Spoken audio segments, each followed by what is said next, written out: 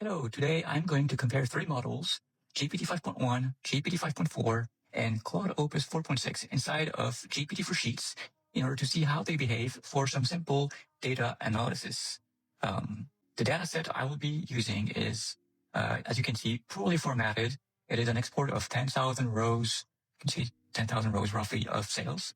And the first step is to format the data.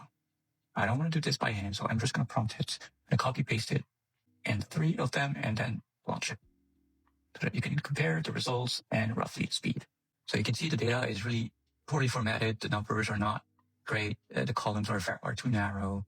We cannot see anything. So let's see how each model does.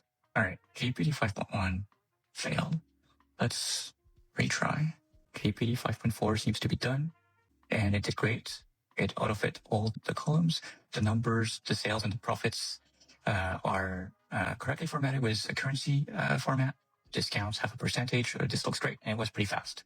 Claude is done as well, and I would say it's great. It's maybe even a tad better than GPT 5.4 because it did the alternate row coloring.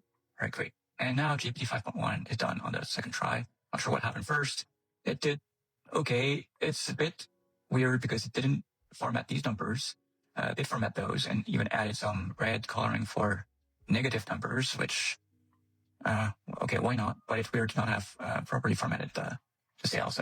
Overall, I think Claude wins here. GPT 5.4 wins on speed and Claude wins on formatting. Okay, next one is to flag the orders that were returned. All right, I'll launch each of them.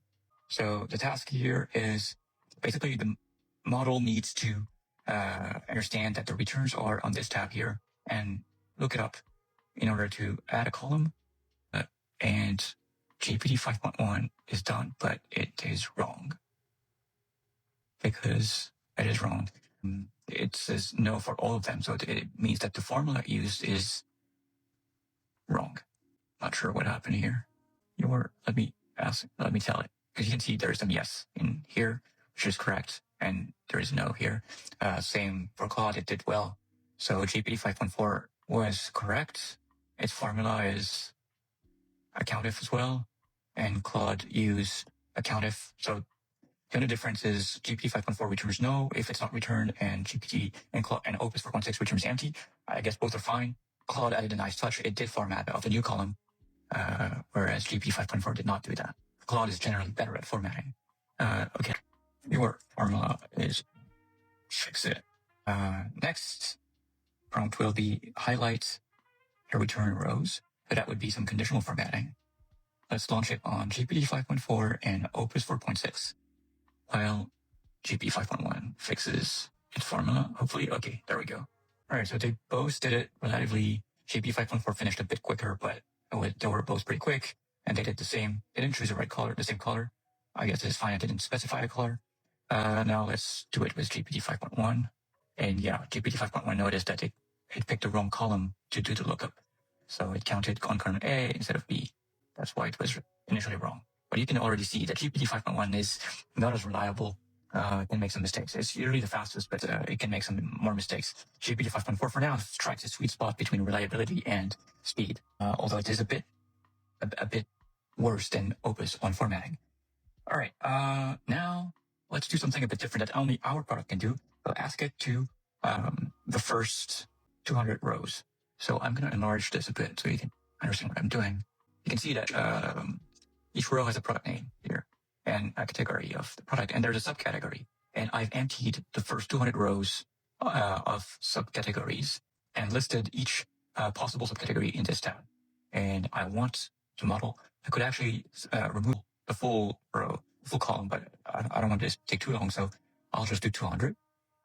So let's do it here and here and here. Oops. That's not the right prompt. Sorry. All right. So now you can see that the model launches a bulk process that will fill each of the subcategories. You can see it going here. It's actually pretty quick. This one took 22 seconds for 199 rows. There's differences. Yeah. This one GPT-5.1 chose to do only 199 rows, so it misinterpreted. It probably left one empty. No, it didn't. Fine. So it's a success. Okay. So what it did here is the main agent wrote a prompt template. We were classifying office supply products into a fixed set of subcategories. Here's the allowed list of subcategories. So it understood. You see, it read the list of subcategories tab 4, and it listed these categories here.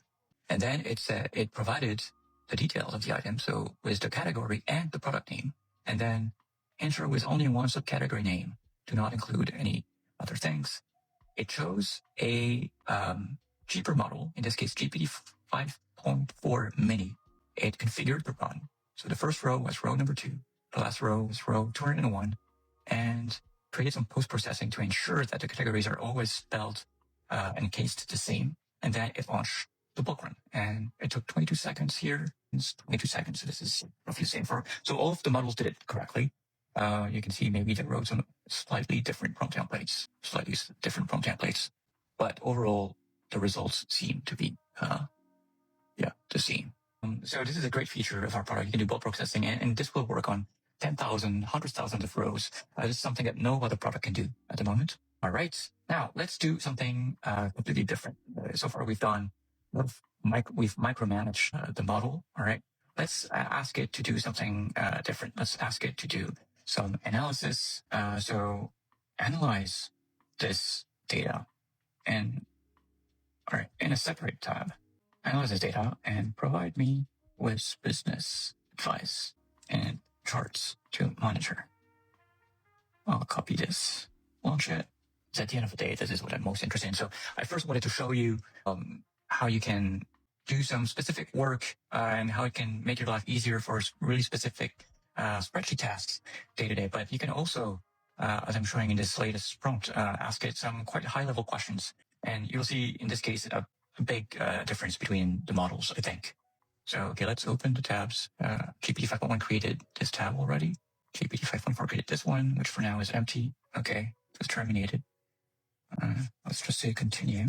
And Opus 4.6 is still thinking. So 5.1 has created this little dashboard. So it created 3 tables. One to check the sales and profit margin per category. Then the regional sales total, the returns impact, although it's not clear from this table what it means. Then it attempted to draw some charts, but honestly, this is very basic and not really usable. What did it say? It's not so good. This measures my experience. GPT-5.1 is great for as a daily workhorse to ask specific questions, make it do specific tasks inside your spreadsheet, but not great at analysis, at open-ended analysis. All right, let's check GPT-5.4 now. So it's creating this tab. It's not done yet. I'll just put it to the left, and I'll put Opus 4.6 on the other half. Okay, now it's created another tab, and it has started filling it in as well. So we can see the difference. This kind of question, usually it will take a few minutes for the smartest models to provide their full analysis and answer. GPT-5.1 has already answered, but as you can see, the answer is not thought through, not good enough. So that's why I'm excited to see what GPT-5.4 and Opus 4.6 do. For now, it looks like Opus 4.6 has the best start. Actually, there's a lot that GPT-5.4 did here. Interesting. It did a monthly. This is fairly impressive. It did a monthly tally. Okay. Things are shaping up for both of them, I guess. You can see the charts coming in. Okay, so GPT-5.4 is finished. Let's enlarge it. So what did it do? Provided a key metrics overview, total sales, total profits. Okay. Then some pivot tables, well, not actual pivot tables, but some tables created with some formulas for sales and profit per category, per region, and returns. Then it did this monthly performance, monthly sales and profit. This is impressive because the formula is not easy to do at all. And let's move this around. Let's just do a quick check to see if it's correct. What is the sum of that? Yeah, you can see it's 2.297, which is correct. So this is actually impressive. And it drew the time series chart per month. This is really nice. So it did all of that, but it didn't provide me with any of the business advice I asked for. So it seems like it forgot to provide me with business advice for some reason. So what is your advice? All right, now let's switch to Opus to see what it did. So a lot more tables, nice, better formatted as well than GPT 5.4. They've got tables per category, per region, yearly trend, return by category, performance by segments, by ship mode, and some charts, which are actually, I think, better because they are okay. Now, it actually provided me with some advice. It put the advice both here and here. So it told me, okay, the furniture is not profitable enough. So then it says that there is a possibility of too heavy discounting or high cost shipping eroding margins. Return rate is normal. All right, so there is only an issue is the furniture. So overall, I'm really happy about this. Like just doing all of this by hand would have taken me a lot more time than it did Opus. And of course, my question was super vague. I could now ask it some more. I could, for example, ask, okay, do specific analysis about, let's move to GPT 5.4. Did it actually provide advice? All right. I guess similar. Keep discounts under control. This is fairly high. All right. I think really for this prompt, Opus is the winner. So basically, I guess the simpler the question, if it's a really simple question like creating a formula, you can ask GPT 5.1. But if you want more reliability, GPT 5.4 is still great as a daily workhorse for sheets. But if you want to ask more open-ended, higher-level questions, then Opus 4.6 for now is really the best. Let's see what it comes up with for discounts. And so the nice thing about using GP for sheets is you can actually try different models, and we're going to keep adding more controls, more models.